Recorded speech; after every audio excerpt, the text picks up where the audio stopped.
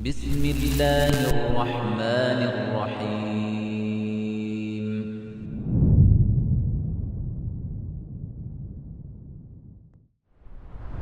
Car il y a un problème qui existe, c'est que beaucoup de femmes, en fait, ne réalisent pas leur statut par rapport à leur époux et se voient égales à leur époux. En fait. Et quand tu te vois égal à ton époux, ben, il est certain que tu ne vas pas lui donner le droit qu'il mérite. Tu vas te croire comme lui. Te permettre de lui répondre, de le rétorquer, de contester, de lui faire plein de reproches, de faire plein de plaintes. D'ailleurs, comme on l'avait dit au début du livre, Ibrahim alayhi salam, lorsqu'il est parti rendre visite à son fils Ismaïl alayhi salam, qui n'était pas là, et que c'est sa première épouse qui a accueilli Ibrahim, lorsqu'Ibrahim l'a interrogé au sujet de leur mode de vie, elle s'est plainte. On vit dans la difficulté, on a très peu à manger, ainsi de suite. Il a dit quoi, Ibrahim? إذا جاء زوجك فبلغي له السلام وقولي له يغير عتب بابه. Si jamais ton époux il revient, passe le salam de ma part et dis-lui qu'il change le seuil de sa porte. Et lorsqu'Ismaël est revenu, il a demandé à son épouse, elle lui a dit un homme est venu de telle et telle façon, et Ismaël a dit, et qu'est-ce qu'il t'a dit? Elle dit, il m'a interrogé au sujet de notre vie, je lui ai expliqué les difficultés que nous rencontrons dans notre mode de vie. Et après, Ismaël a dit, il t'a dit quoi d'autre encore? Et elle a dit, il m'a dit de changer le seuil de ta porte. Ismaël l'a dit, c'était mon père. Et il m'a dit de te divorcer. Les ulama, ils expliquent pourquoi il a dit ça. Parce qu'une femme qui se plaint beaucoup va fatiguer son époux. Elle sera très dure à vivre par la suite. Et on parle de plainte sur des choses qui demandent patience. Et ça, malheureusement, beaucoup de femmes, tu vas les voir, mathalan, reconnaître le droit de l'époux avec la langue, de dire moi je lève pas ma voix sur mon époux, ainsi de suite, mais elle ne cesse de se plaindre de lui, de lui faire des reproches, de l'accabler de paroles peu agréables. Et ce qui s'ensuit. Donc ça amène à quoi? Ça amène à ce que la poitrine de l'époux, elle se serre. Ça amène pas à la joie, ça amène pas à l'harmonie. D'accord? Donc ce comportement-là, il n'est pas agréé en islam. Ce n'est pas un comportement agréé en islam. La femme doit faire preuve de patience envers son époux et remercier Allah pour le bienfait qu'il lui a accordé un époux. Après, bien sûr, personne n'est parfait. L'époux a des défauts. S'il y a des choses à rectifier, on tourne de les rectifier. Mais c'est pas en accablant la personne et c'est pas en insistant tout le temps, en faisant tout le temps des reproches que ça va avancer. Il y a des choses, faut savoir se résigner, accepter, et souvent, des fois, avec le temps, ça s'arrange. Avec les doigts, ainsi de suite. Mais tout le temps dire à la personne, si tu fais pas ça, ça va pas marcher. Si tu fais pas ça, je vais pas tolérer. Si tu fais pas ça, cela. Là, c'est sûr que l'époux, il va pas accepter. Donc, faut faire preuve de hikmah, de sagesse, et des fois, laisser passer avec le temps, ça va venir. Et même si ça vient pas, tant que c'est pas des choses qui amènent vraiment à tomber dans le haram ou quoi, il faut patienter. Faut patienter. L'homme n'est pas parfait, tout comme la femme ne l'est pas. Mais une femme qui se plaint trop, c'est une très mauvaise caractéristique, qui va amener à ce que la vie de couple sera difficile par rapport à cela, car ça indique un manque de patience, malheureusement. Aussi, on avait expliqué que le Nabi sallallahu alayhi wa sallam avait dit « Khayr al-nisa » c'est qui les meilleurs des femmes? « Allati idha nazarta ilayha asaratka wa idha amartaha ata'atka » Il a dit, c'est la femme, lorsque tu la regardes, elle te réjouit. Ça veut dire, elle est plaisante à tes yeux. Et lorsque tu lui ordonnes, elle t'obéit.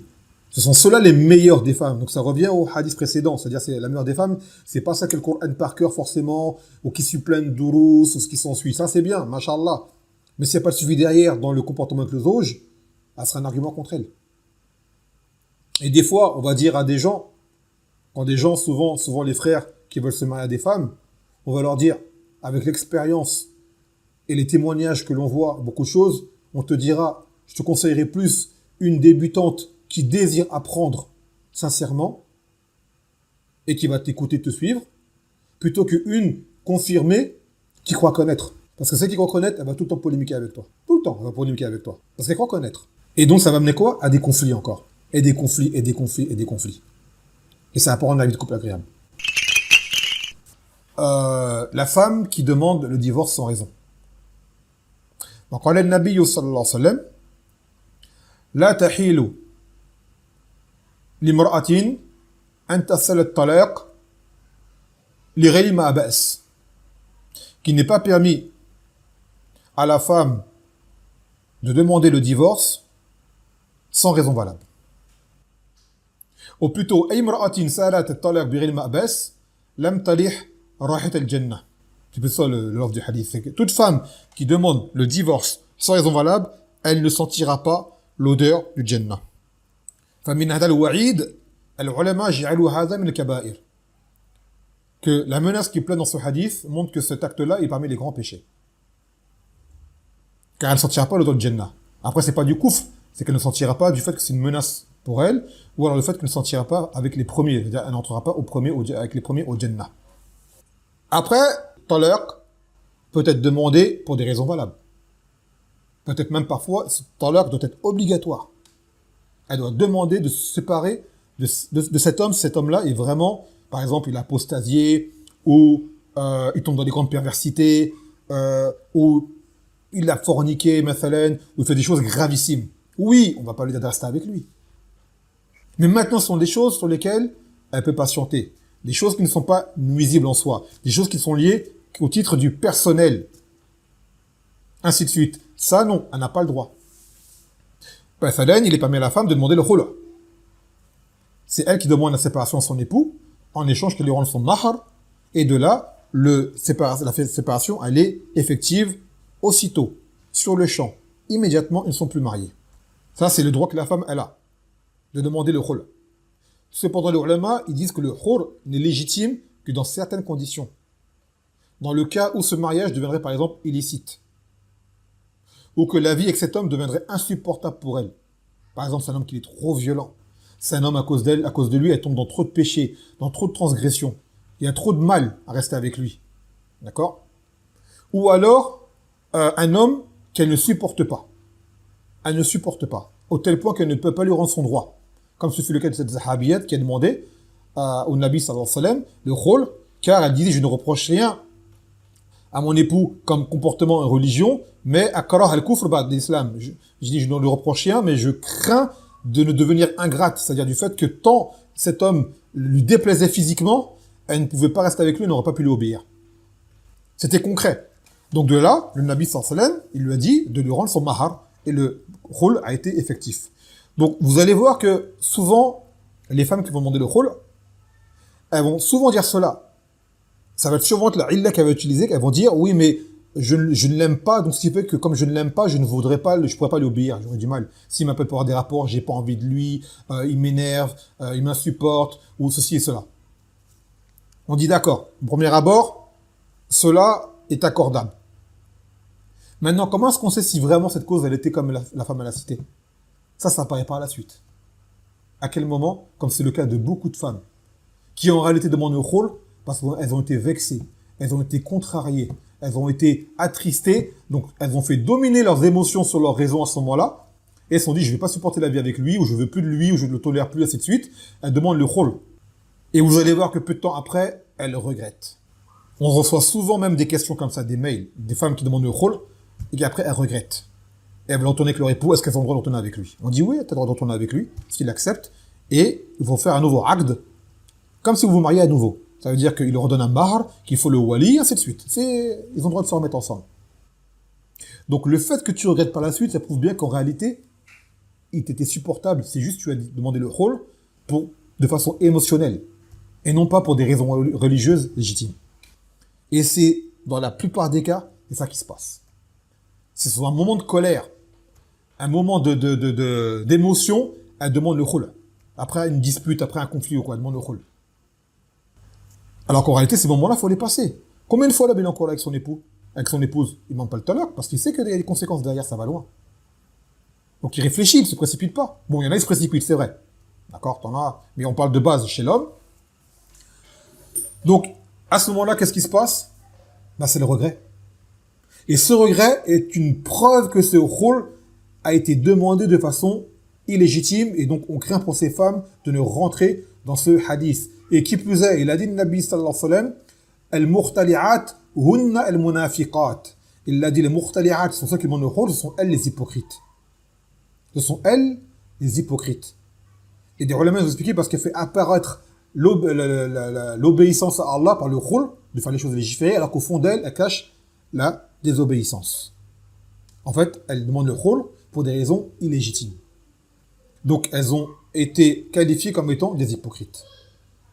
Donc, toute sœur qui en est arrivée à demander le divorce à son mari, ou le khul, et cela s'est vraiment produit, et que par la suite, il y a eu du regret, vraiment, qu'elle sache que sa raison n'était pas valable. Qu'elle sache que sa raison n'était pas valable. Donc après, on peut chercher de se justifier par plein de choses. Hein. On ne peut pas se mentir à soi-même. Et encore moins Yawm al-Qiyamah devant Allah Azza wa Jal. Donc il est tout à fait normal que des couples se disputent, que peut-être même pendant un moment, la femme n'a pas trouvé assez la parole à son époux. Cela est meilleur, plutôt qu'elle demande le khul, elle se précipite. Pour en plus ne laisser la place qu'au regret. Il y a aussi dans, on va dire, dans la façon de parler. La façon de parler, car en fait, souvent, dans ces moments-là, tu as des femmes qui, comme je l'expliquais, se voient à un niveau plus haut que celui qu'Allah leur a accordé, donc peut-être presque même égal à leur époux. C'est pour cela qu'elles se permettent d'avoir des contestations à tout va, des protestations à tout va, des réclamations à tout va, et ainsi de suite. Et n'ont pas la modestie d'apprendre à garder le silence. Cette langue cause beaucoup de dégâts. كما قالت امرأة سعيد بن المسيب قالت كنا نكلم أزواجنا إلا كما تكلموا أمراءكم. Nous ne parlions à nos époux que comme vous parlez à vos gouverneurs. À vos gouverneurs. Est-ce que tu vas polémiquer avec un gouverneur? Est-ce que tu vas tout le temps répondre à un gouverneur quand il te parle? Tu es ceci, tu es cela, tu es ceci, tu es cela. Là, les femmes des salafs étaient comme ça. S'il avait vraiment une chose à dire, elle le disait. Mais elle n'était pas accablante. Et il n'a pas été rapporté d'elle qu'elles étaient insistantes. Et au pire des cas, elles faisaient intervenir leur wali ou une tierce personne pour tenter de trancher. Si vraiment il y avait un abus de pouvoir et que cela allait trop loin pour elles. Mais le problème, c'est qu'il y a des femmes, elles ont trop d'estime d'elles-mêmes, en fait.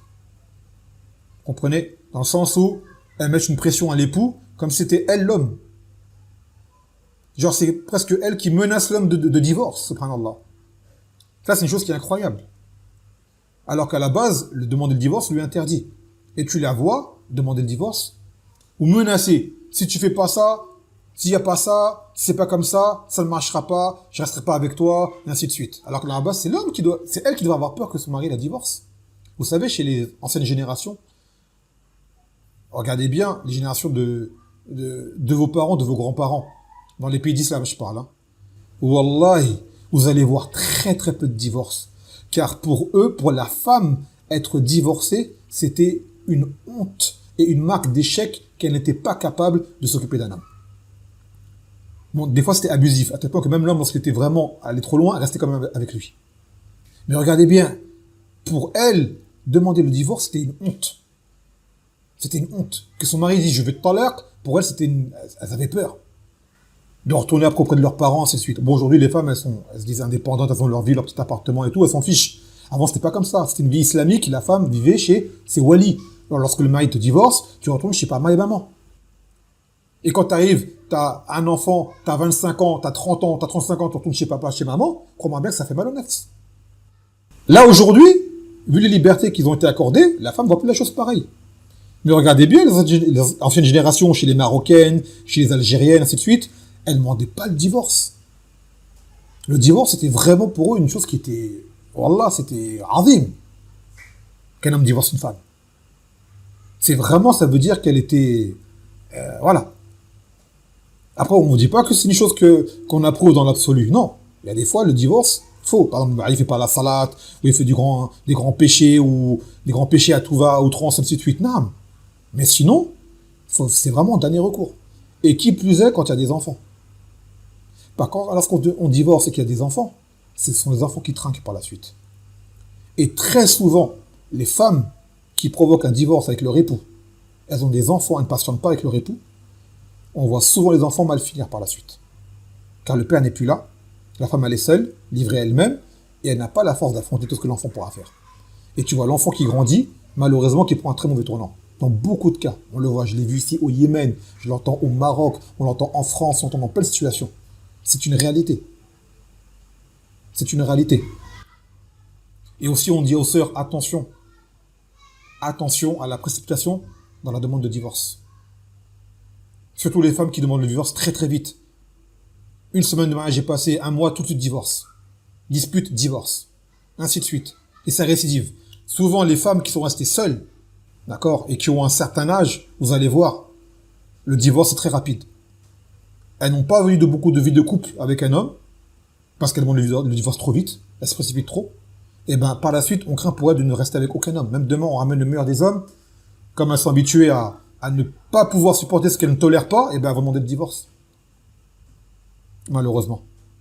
Et après, au final, c'est qui? Ben, ce sont elles qui se retrouvent seules, malheureusement, le masakin. Donc on leur dit, on fait le nasiha, d'accord? Soyez patiente. S'il y a un mal, un mal à blâmer, faites-le, mais bilati ahsan. Bilati ahsan avec hikmah. Et patientez énormément. Il se peut qu'avec le temps, les choses s'arrangent. Les choses s'arrangent. Et quand bien même elles ne s'arrangent pas, croyez-moi que retourner au célibat sera pire que certains défauts que vous n'avez pas accepté de vos époux. En réalité. Elles se disent au final, en réalité, ces défauts que je vivais avec mon époux, d'accord? Sans compter les qualités qu'il avait avec, c'était meilleur que le célibat que j'ai aujourd'hui, actuellement. Donc bien réfléchir aux contre-conséquences des paroles que l'on prononce.